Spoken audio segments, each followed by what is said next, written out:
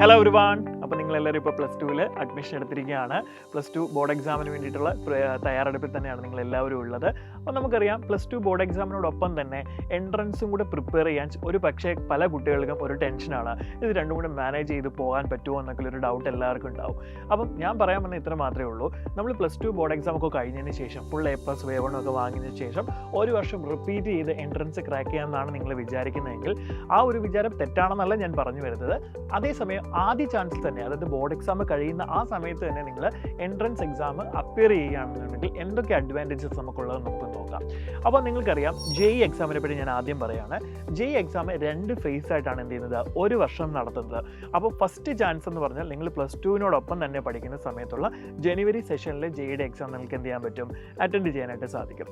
അത് കഴിഞ്ഞാൽ ആ വർഷം തന്നെ അതേസമയം ബോർഡ് എക്സാം കംപ്ലീറ്റ് കഴിഞ്ഞതിന് ശേഷം ഏപ്രിൽ മാസം എന്ത് ചെയ്യുന്നുണ്ട്, JEEയുടെ എക്സാം നടക്കുന്നുണ്ട്. അപ്പോൾ നിങ്ങൾക്കറിയാം നിങ്ങൾക്ക് ഈ ഒരു ഓൺഗോയിങ് ബാച്ച്, അത് +2 പഠിക്കുന്ന സമയത്ത് തന്നെ നിങ്ങൾക്ക് 2 തവണ എന്ത് ചെയ്യാം, JEE അപ്പിയർ ചെയ്യാം. പിന്നെ നിങ്ങൾക്ക് ആ സമയത്ത് കിട്ടിയില്ല എന്നുണ്ടെങ്കിൽ നിങ്ങൾക്ക് അടുത്ത വർഷം കൂടി എന്ത് ചെയ്യാൻ പറ്റും, ഇതേപോലെ 2 ചാൻസും കൂടെ ലഭിക്കുന്നതാണ്. അപ്പോൾ നമ്മളെല്ലാവരും വിചാരിക്കും ഒരു വർഷം റിപ്പീറ്റ് ചെയ്ത് പോകുമ്പോഴത്തേക്കിന് നിങ്ങൾക്ക് പിന്നീട് എന്തേ പറ്റുള്ളൂ, ആ ഒരു വർഷത്തെ 2 ചാൻസ് അങ്ങനെ കിട്ടുള്ളൂ. അപ്പോൾ ഓരോ വർഷം കഴിയുമ്പോഴത്തേക്കിന് കോമ്പറ്റീഷൻ വളരെയധികം കൂടിക്കൊണ്ടിരിക്കുകയാണ്.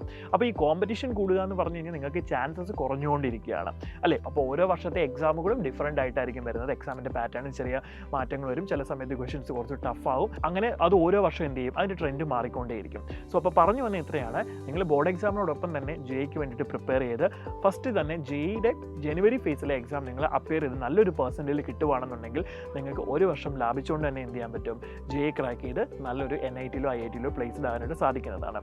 ഇനി നീറ്റിൻ്റെ കേസ് പറഞ്ഞാൽ തന്നെ നീറ്റിനും ഇതേപോലെയാണ്. ഓരോ വർഷം കഴിയുമ്പോഴത്തേക്കിന് കുട്ടികളുടെ എണ്ണം, അപ്പിയർ ചെയ്യുന്നവരുടെ എണ്ണം കൂടിക്കൊണ്ടേയിരിക്കുകയാണ്. അപ്പോൾ ഫസ്റ്റ് ചാൻസിൽ തന്നെ നിങ്ങൾ എഴുതുകയാണെന്നുണ്ടെങ്കിൽ കോമ്പറ്റീഷൻ കുറച്ച് കുറഞ്ഞിരിക്കും, നിങ്ങൾക്ക് ക്രാക്ക് ചെയ്യാനുള്ള ചാൻസസും വളരെ കൂടുതലാണ്. അപ്പോൾ പറഞ്ഞു വന്ന് ഇത്രയേ ഉള്ളൂ. നിങ്ങളുടെ preparation for neat and JEE ഇപ്പോൾ തന്നെ നിങ്ങൾ എന്ത് ചെയ്യുക, ബോർഡ് എക്സാമിനോടൊപ്പം തന്നെ കണ്ടിന്യൂ ചെയ്ത് കൊണ്ടുപോകുക. രണ്ടും മാനേജ് ചെയ്യുന്ന രീതിയിൽ തന്നെയായിരിക്കും നമ്മുടെ ക്ലാസ്സുകൾ പോകുന്നത്. നിങ്ങൾക്കറിയാം നമ്മുടെ സൈലത്തിൻ്റെ സൂപ്പർ കിങ്സ് ബാച്ചിൽ ഇപ്പോൾ രണ്ടാമത് 2.0 ബാച്ചും കൂടെ നമ്മൾ സ്റ്റാർട്ട് ചെയ്തിട്ടുണ്ട്. Super Kings 2.0 state batch. So ഇനിയും നിങ്ങൾ എൻറോൾ ചെയ്തിട്ടുണ്ടെങ്കിൽ നിങ്ങൾക്ക് എൻറോൾ ചെയ്യാനുള്ളൊരു സമയമാണിപ്പോൾ. സോ എത്രയും പെട്ടെന്ന് തന്നെ എല്ലാവരും സൈലത്തോടൊപ്പം തന്നെ JEEക്ക് വേണ്ടിയിട്ട് അല്ലെങ്കിൽ നീറ്റിന് വേണ്ടിയിട്ട് പ്രിപ്പയർ ചെയ്യാനായിട്ട് നമ്മുടെ സൂപ്പർ കിങ്സ് ബാച്ചിൽ ജോയിൻ ചെയ്യുക. All the best.